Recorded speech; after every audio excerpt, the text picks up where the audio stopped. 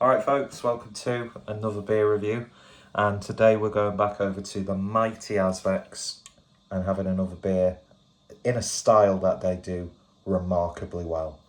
And this is another Imperial Stout called Void Eater, 12% ABV, and it's brewed with chocolate and hazelnut.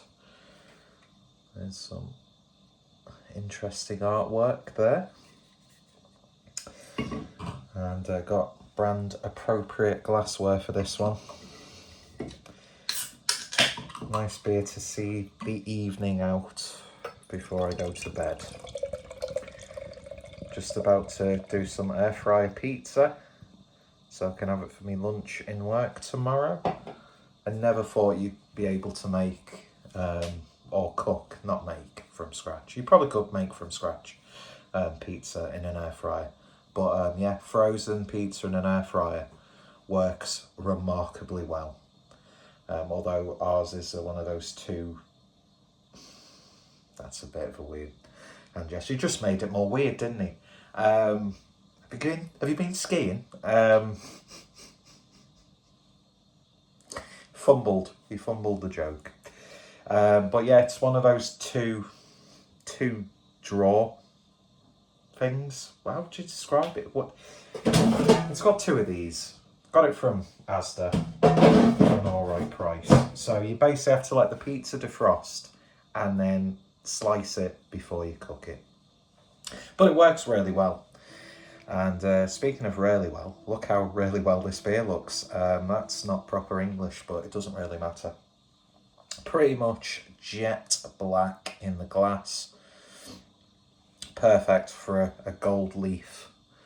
Is it a gold leaf or something? It's like a rose gold, isn't it? But it's a beautiful contrast of the Azvex logo with the beer itself.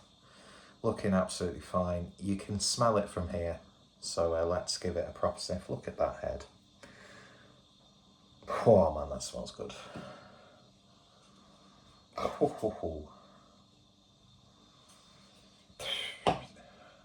Hazelnut for days. It really, really is. It's like if you got Nutella, but it wasn't filled with cancer, basically. Oh, yeah, beautiful marriage of chocolate and hazelnut in there.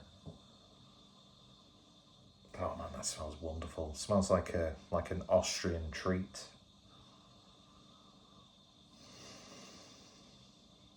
He's thinking of ways to make a prostitution joke. But no, this smells just fantastic. It really, really does. It smells warming, like a warm, sticky dessert. Oh man, that smells wonderful. I could literally just, use the word literally, I could smell that until, I don't know, would the aroma just die if over an extended amount of time? I don't know. But yeah, it smells very, very good. It smells like Nutella spread on a slightly wholemeal toast. Let's give it a taste. Cheers. It's a car crash or a review.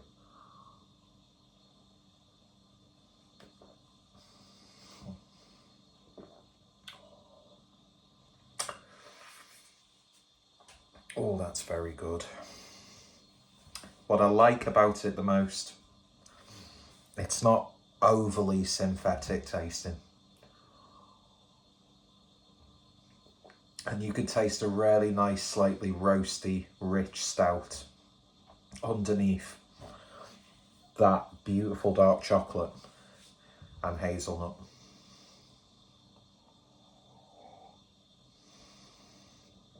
The body's just wonderful. Oh, man. A few videos ago, I did a review of a French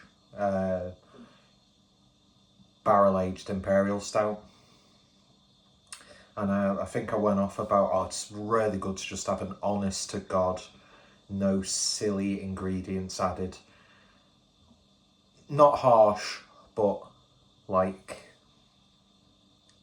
you know you're drinking an Imperial Stout, Russian Imperial Stout. That's what it reminded me of, like a classic old school, like proper, like American Imperial Stouts during the like mid-2000s. Even though I wasn't drinking craft beer in the mid-2000s. So that's a stupid thing to say. Or was I? Fucking hell, how long have I been like conscientiously seeking out good beer? Do you know what I mean? God, I'd pay. Well, I wouldn't, because I've got no money. And I think for an experience like that, you'd be paying a lot. But I would love to be able to go back to the start of my beer journey, if you want to be a pretentious wank pot, which I'm very good at being a pretentious wank pot. I'm just experiencing these new flavours for the first time. Going from, you know, being a teenager, getting like one of your mate's parents, or the mate that actually looks like they're of age, to go in, get yourself just a crate of Fosters or something like that. We once, looking back, an awful thing to do, got one of my friend's grandmothers who I think had dementia to go get us a crate of beer with no questions asked. Exploitation at its finest. I don't think she was at that stage then. Not that you're not going to excuse that, really, are you? I think I've really admitted a really shitty thing there, but it's the arrogance and naivety of youth, I suppose. And he said that sentence in a really funny voice. But then to go from that, week in, week out, getting yourself like a big bottle of Morgan Spice and a bottle of Pepsi, and that's your drink for the evening when, you know, you used to actually have a social life. That gag gets old, doesn't it? And then you're having big hoppy beers, pininess. Then you start getting the roasty stouts. And then, barrel-aged Imperial Stout. Going from Guinness to a barrel-aged Imperial Stout. I'd love to be able to, like, relive or have those experiences again. Let's harken back to the point I was trying to make. But in that video, I was like, you know, you don't always have to have big, stupid, silly, like, dessert-style stout. But then you have something like this. In fact, I don't think I necessarily said in that review that I was, like, getting bored of them or was developing a distaste for them. But it's just every now and then you just want like a good, like quintessentially brewed, stronger stout. But then you have something like this and it's just, I mean, there's warmth there. There's no masking the ABV with this one, although it's not harsh by any stretch. But yeah, the hazelnut genuinely has a nuttiness to it, as opposed to being a synthetic hazelnut flavoured sort of thing. I'm not sure what like type of chocolate or hazelnut they've used. But when it comes to chocolate, Azvex are really, really good when it comes to having chocolate in their beers. They work with some very talented chocolatiers like Table Chocolate. But yeah, man, this is absolutely lovely. It's got like the texture of like a frappuccino. There's a real, genuine, like roasted kind of savoury flavour on the back end, which helps the beer not to become too sickly. It's very, very rich. The more I'm drinking it, the more that nuttiness is coming through. Yeah, this is what a way to end an evening.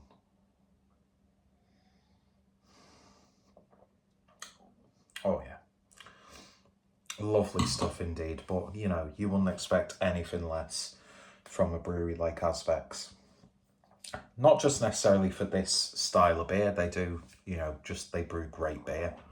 Do you know what I mean? They're just a continually satisfying brewery to drink. And I've got a really silly, like, smoothie sour, which I was going to drink, but then I thought I don't really want to go to bed after drinking a sour beer. Especially since I don't have my usual can of Pepsi to take up to bed with me. Which is probably something you shouldn't really do. Maybe take a glass of water to put on the bedside table instead of a can of Pepsi. I'm drinking way too much Pepsi recently. Yeah, I mean, it's Pepsi Max, so there's like nothing in it really. Although that sort of sodas are not good, even if they're not full of sugar, even if they've got no sugar in and stuff. They're just fundamentally not good, are they? Because I keep finding any excuse to talk about my recent trip in Paris, when I was in Paris, I might have brought this up in the video that I did coming back from Paris, or one of the many times I've mentioned Paris. As if, you know, that's something that only a privileged person can do, when it's really just a cheap plane ride away, or you can get the Eurostar or drive. But I remember getting a couple of got a big bottle of Pepsi for my hotel room, and then while I was out, just because I was like, let's get a bottle of Coke Zero, and they tasted like shit. And part of me was thinking, I don't know what, how the recipes differ. I know sometimes, especially when you look at America, the stuff that they put in there, like food and like snacks and sweets and sodas, those ingredients are banned here in the UK, and vice versa, of course. I think it isn't like Kinder Egg. You can't have Kinder Eggs in the US. That's probably a very dated, clearly changed, you know, amendment to what is and isn't allowed. But yeah, and I was like, at first I thought, it tastes like crap. But then the rational, you know, Robert F. Kennedy Jr.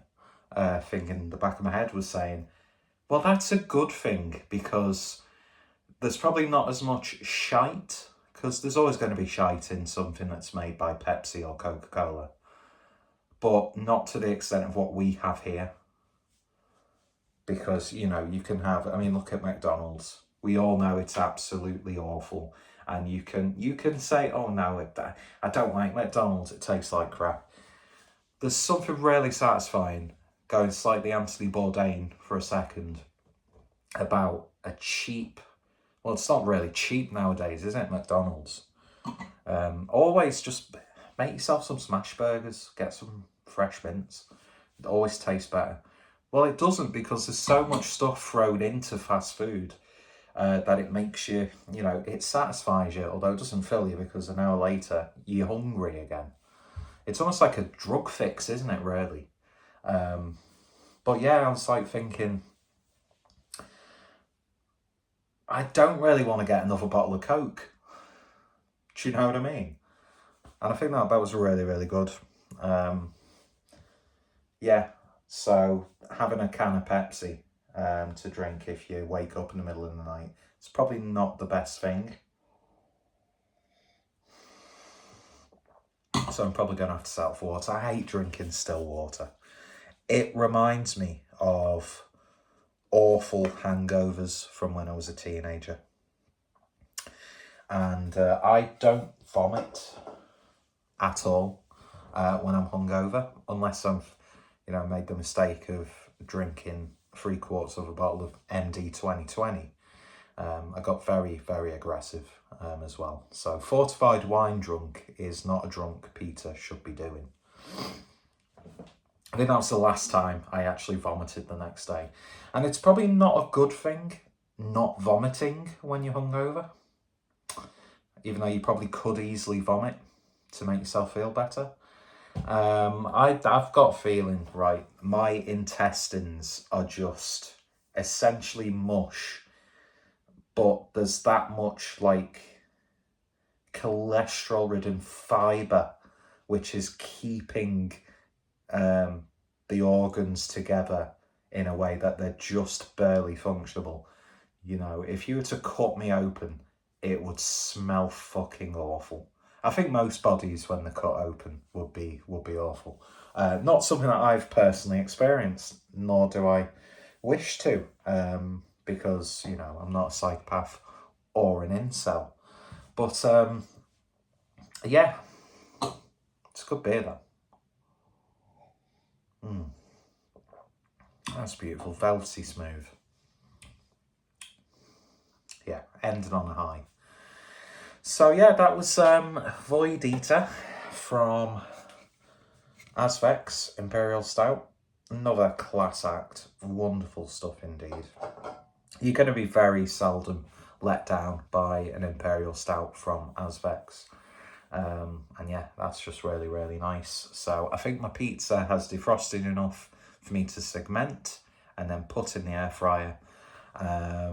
And while it's doing that, I'm going to put my headphones on, listen to the Smiths because I've had one beer and I'm feeling lonely, and then have a cigarette, then maybe another cigarette, and then wake up at 2 o'clock in the morning not being able to breathe, and then thinking, I wish I stopped breathing. It's just a bit. Don't worry, it's just a little gag. It's fine.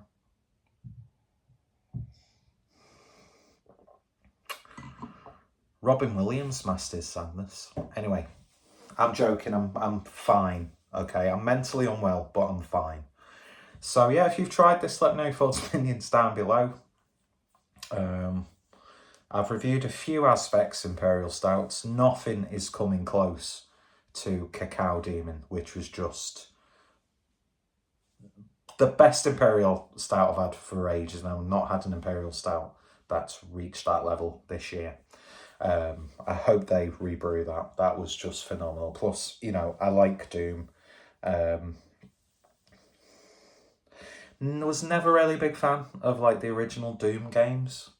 Probably because I never grew up playing them. Going back and I enjoy them, but you know, stuff like Doom, like the revamped then Doom Eternal and the new upcoming Doom. Yeah, so I appreciate a good Doom reference. Plus, Doom 3 was a very underrated game. I mean, at the time, it's oh wow, look how amazing the graphics are. But I still think is very, very underrated. Oh, really? Yeah.